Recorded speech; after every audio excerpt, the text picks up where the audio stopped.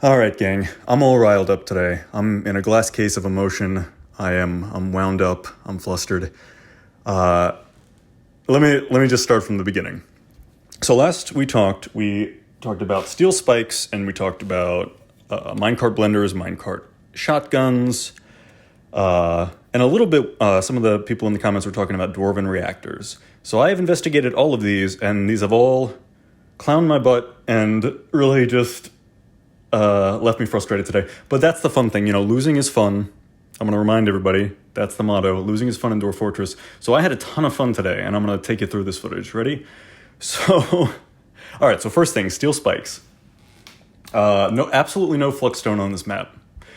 So for everyone's familiar, to get steel, you need to treat iron with flux stone to create pig iron, and then treat that with, I believe, flux stone again to get proper steel. This is the only spike that's not going to be crushed apart when we try to stab a demon with it, so we need it. We need the steel. We're not even going to get that far. So I had the worst idea in Dwarf Fortress that I probably ever had. And you'll see in this room to the north that we're looking at right now. So that was my first meeting area, and for some reason, I don't know the exact mechanics. Leave in the comments if you know why this happens, but the animals you bring with you will stay with your wagon. And then when you make your first meeting area, if they don't have a more specific place to be, they will hang out there forever in that first meeting area. So mine was a weird mix of because I breached all the caverns so quickly or whatever, but there's enough to graze on for everything. So the animals have just been self-sustaining in this spot where I forgot about them, and they've been breeding because I haven't been butchering and I haven't been gelding. You'll see by the end of this I have 5,000 meat because I had to get there was a stray animal problem that was messing up my game, and not even in an FPS way, but actively causing problems, like too many stray animals.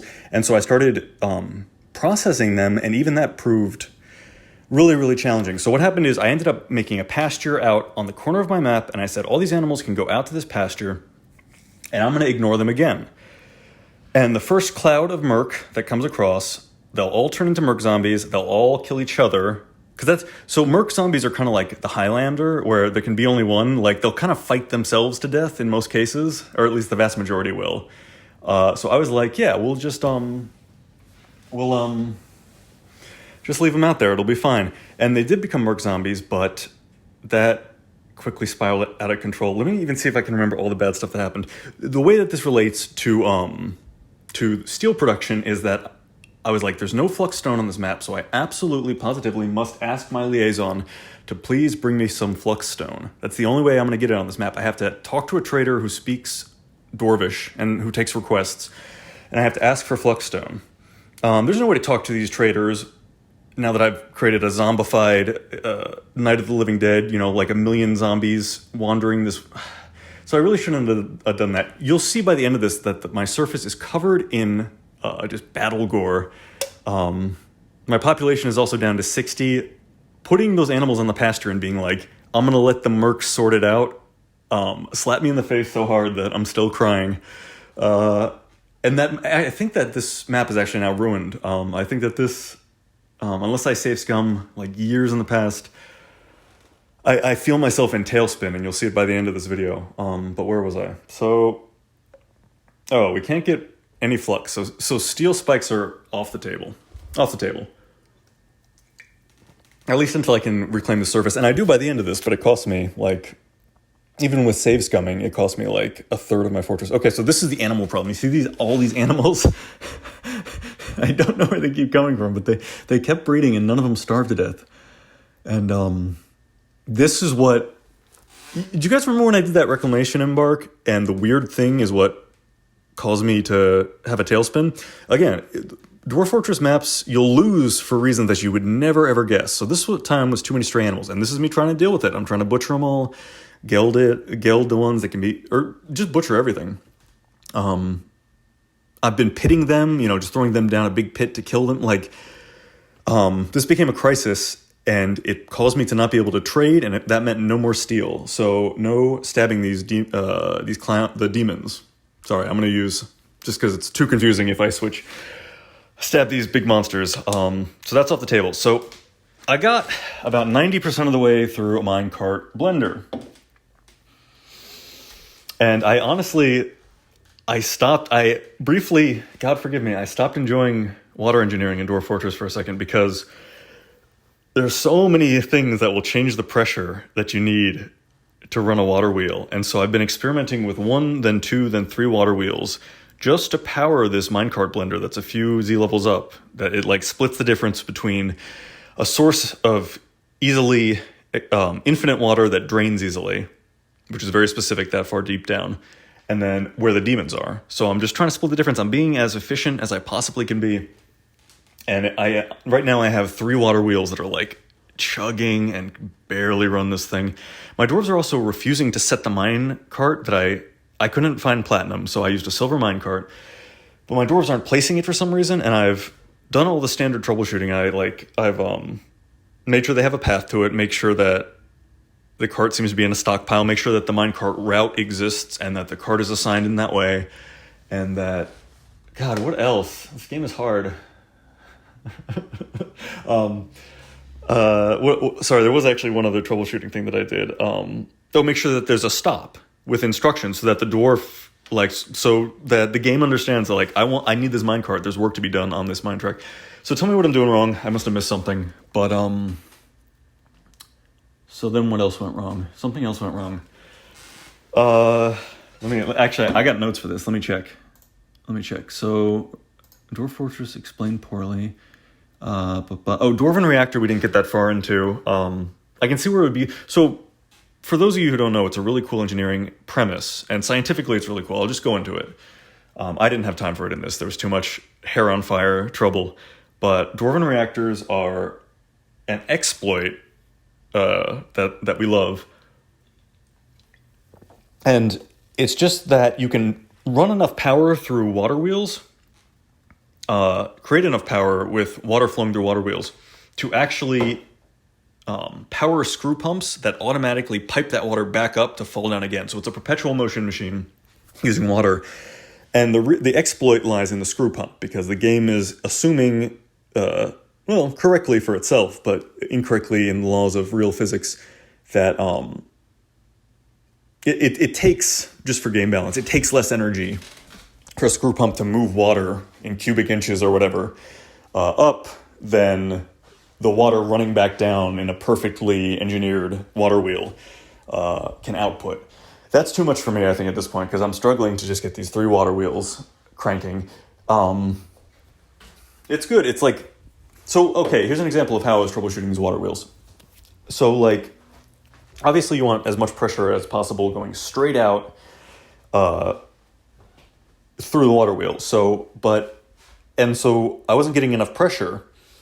And I was like, okay, well, this water is just kind of spilling out on the floor, and it's creating waves, and it's waving back into the water wheel. So it's if you can imagine just a thin layer of water that's just tapping this water wheel in the wrong direction. And I mean, that's what was happening in the simulation. So I was like, okay, well, I'll channel it out. So the water won't splash back if I put it down at Z level.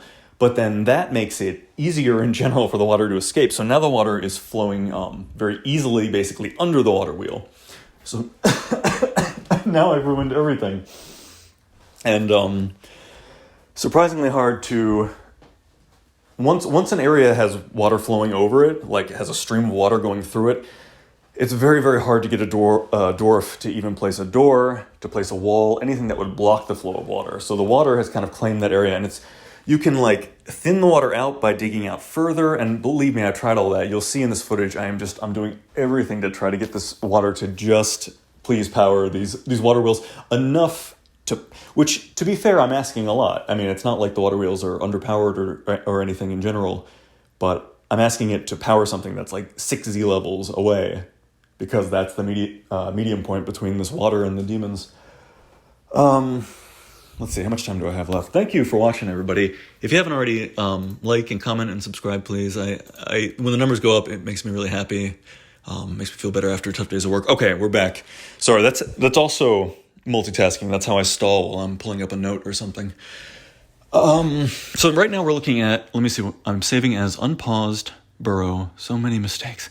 So this is the point at which I'm getting frustrated with myself. And as you can see, my population is at 55. And yeah, this is Tailspin. To my credit, you'll see by the end that I am pulling it out of the Tailspin, but it's not fun anymore.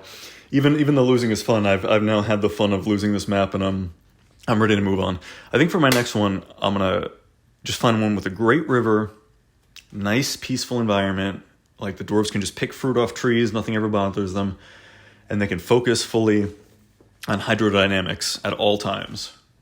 And then I can get weird with it. Right there, we moved past it, but that's my prototype minecart blender. And you can see the track is there. There's no minecart because I cannot figure out how to make my dwarves move it. Even though I've established a route, requested the cart, and made sure that a path is clear to that track area. Oh, the other thing, so this is my tomb area. There's so many dead. So if you see the list of dead on this map, it is like, it's gargantuan. This fortress has been powered by, maybe people don't know, but so migrants come in proportional to how increasingly wealthy your fortress is, and dwarves die when they die. They die when you make mistakes, or when something bad happens. So this map has been recently, as I get trixier with it, has been a white-hot engine of just produce wealth, farm migrants, everybody dies, and we keep it going. And so, as we talked about in my happiness video, dwarves, nothing gets a dwarf more up in their feelings and upset at you than not honoring the dead. So when you do that, like I did, which you shouldn't, when you make the fortress a white-hot engine of fun, cataclysm, but lots of money's being made, so migrants keep pouring in. A big sub-process of you managing the fort just becomes constantly engraving tombstones, looking up, who's dead, okay, who's a ghost, okay. Oh, by the way, because I was doing so much of this, building coffins, building tombs, establishing the tombs, engraving slabs, okay, who needs one, selecting it in the workshop. Because that became such a thing, I had to assign a hotkey to it, and I also, what was the other...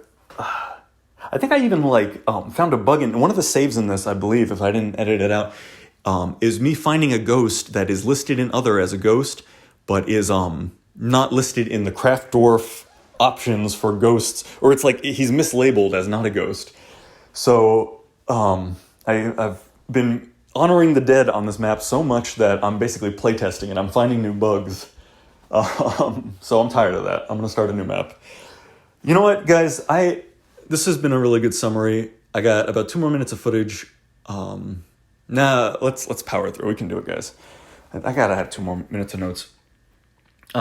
Definitely take this in any direction in the comments that you're interested in, because I covered a lot today, and I've made big mistakes in describing things to you guys before. My biggest one is when I've been open about this as a correction, but I described the merc as bite inflicted, and that I don't believe that there's any evidence for that. It does now seem that it was a surface contaminant affliction that I either did not see, although I was checking, or that is dust-borne and can jump during physical conflict. So things like that, just how the mechanics work. I'm doing my best to parse this the Matrix-like game, which it does have beautiful graphics now that it's on Steam, but still very much just reading a wall of code. So I do get things wrong. If I ever describe anything wrong, I want you to correct me, and I'll pin it at the top. So keep an eye out. Okay, now I am exhausted and my voice hurts again.